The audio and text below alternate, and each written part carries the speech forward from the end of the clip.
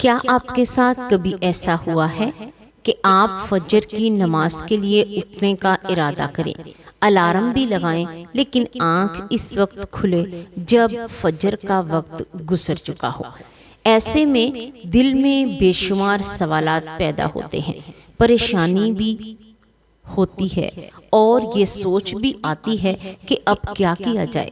بہت سے لوگ اس معاملے میں مختلف باتیں کرتے ہیں، کچھ ایک رائے دیتے ہیں، کچھ دوسری، لیکن حقیقت کیا ہے؟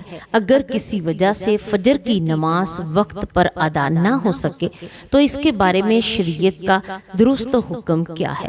کیا ہر صورت میں ایک ہی طریقہ ہوتا ہے یا حالات کے مطابق حکم بدل جاتا ہے؟ آج کی اس ویڈیو میں ہم اس اہم مسئلے پر بات کریں گے اور آخر میں وہ بات بھی جانیں گے جسے بہت سے لوگ نہیں جانتے۔ اس لیے ویڈیو کو آخر تک ضرور دیکھیے تاکہ آپ کسی غلط فہمی کا شکار نہ ہوں۔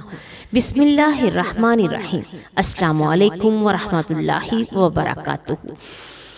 پیارے ناظرین، نماز فجر اسلام کی نہایت اہم عبادتوں میں سے ایک ہے۔ یہ دن کی پہلی نماز ہے اور اس کے ساتھ ایک مسلمان اپنے دن کا آغاز اللہ تعالیٰ کی بندگی سے کرتا ہے۔ جب پوری دنیا نیند میں ہوتی ہے اس وقت ایک مومن اپنے رب کے حضور حاضر ہو کر سجدہ ریز ہوتا ہے۔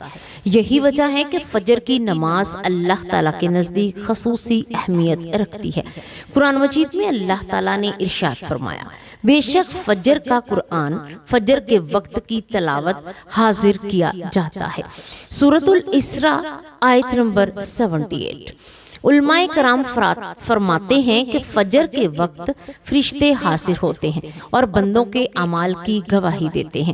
یہی وجہ ہے کہ فجر کی نماز میں ایک خاص روحانی کیفیت اور برکت پائی جاتی ہے۔ رسول اللہ صلی اللہ علیہ وآلہ وسلم نے فجر کی نماز کی فضیلت بیان کرتے ہوئے فرمایا، جس نے فجر کی نماز جماعت کے ساتھ ادا کی وہ اللہ تعالیٰ کی حفاظت میں ہے۔ صحیح مسلم حدیث نمبر 657۔ اس حدیث سے معلوم ہوتا ہے کہ فجر کی نماز ادا کرنے والا بندہ اللہ تعالیٰ کی خصوصی حفاظت اور نگرانی میں آ جاتا ہے۔ دنیا میں اس سے بڑی سعادت اور کیا ہو سکتی ہے کہ انسان کا محافظ خود اللہ تعالیٰ ہو۔ ایک اور حدیث میں نبی کریم صلی اللہ علیہ وآلہ وسلم نے فرمایا، اگر لوگ جان لیں کہ عشاء اور فجر کے نماز کا کتنا اجر ہے تو وہ گھٹنوں کے بل گھسیٹ کر بھی ان نمازوں میں حاضر ہو جائیں۔ صحیح بخاری حدیث نمبر 615، صحیح مسلم حدیث نمبر 437۔ اس حدیث سے فجر کی نماز کی عظمت کا اندازہ لگایا جا سکتا ہے۔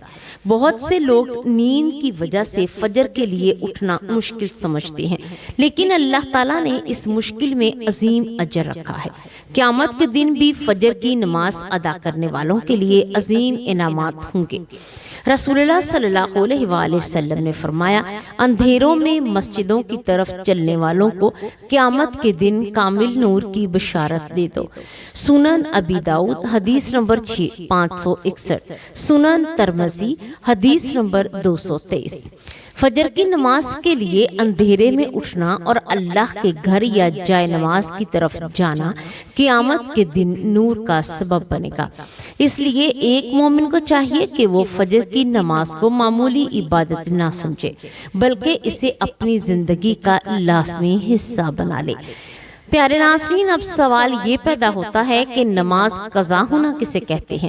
نماز قضا ہونے کا مطلب ہے کہ نماز اپنے مقررہ وقت کے اندر ادا نہ کی جا سکے اور وقت گزر جائے۔ اگر کوئی شخص جان بوجھ کر نماز چھوڑ دے تو یہ بہت بڑا گناہ ہے اور اسے سچے دل سے توبہ کرنی چاہیے۔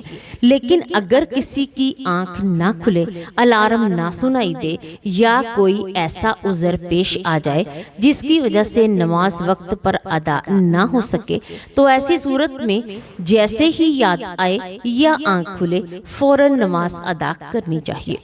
رسول اللہ صلی اللہ علیہ وآلہ وسلم نے فرمایا، جو شخص نماز سے سو جائے یا بھول جائے تو جب یاد آئے اسے ادا کر لے، اس کا یہی کفارہ ہے۔ صحیح بخاری حدیث نمبر 597، صحیح مسلم حدیث نمبر 684۔ اس حدیث سے معلوم ہوتا ہے کہ اگر نیند یا بھول کی وجہ سے نماز رہ جائے تو انسان گناہگار نہیں ہوتا، لیکن جیسے ہی یاد آئے نماز ادا کرنا ضروری ہے۔ اسلام میں قضا نماز کی بڑی اہمیت ہے۔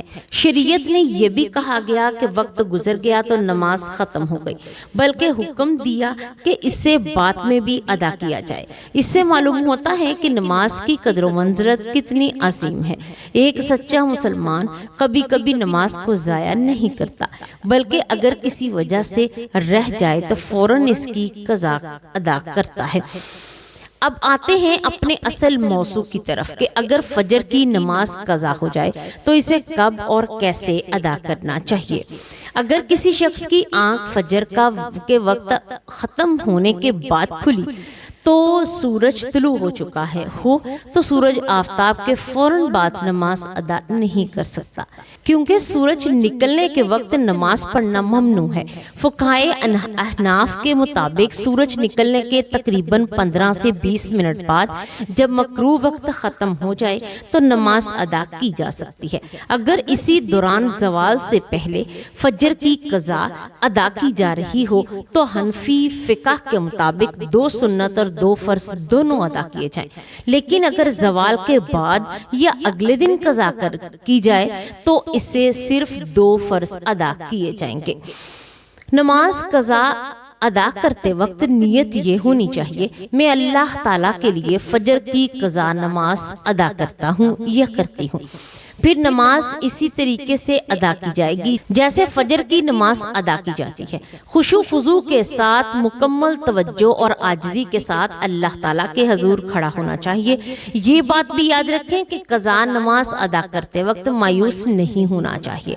بعض لوگ یہ سوچ کر پریشان ہو جاتے ہیں کہ نماز رہ گئی ہے، اب شاید قبول نہ ہو، تو یہ درست نہیں ہے۔ اللہ تعالیٰ نہایت مہربان اور رحم فرمانے والے ہیں۔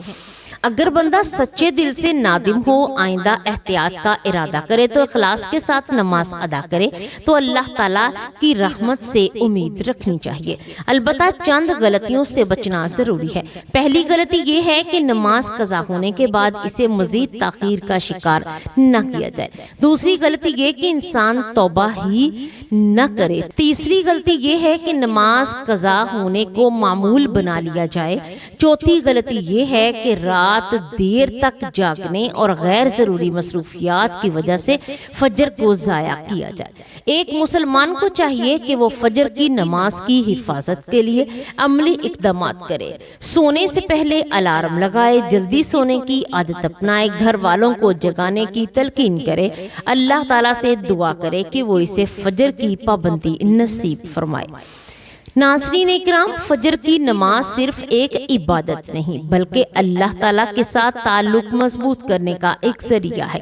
جو شخص فجر کی حفاظت کرتا ہے اللہ تعالیٰ اس کے دن میں برکت عطا فرما دیتا ہے، اس کے دل کو سکون دیتا ہے، اسے اپنی رحمت کے سائے میں رکھتا ہے۔ اگر کبھی غفلت یا نیند کی وجہ سے فجر قضا ہو جائے تو فوراً اسے یاد کریں، اللہ تعالیٰ کی معافی مانگے اور آئندہ اس کی حفاظت کی کوشش کرے۔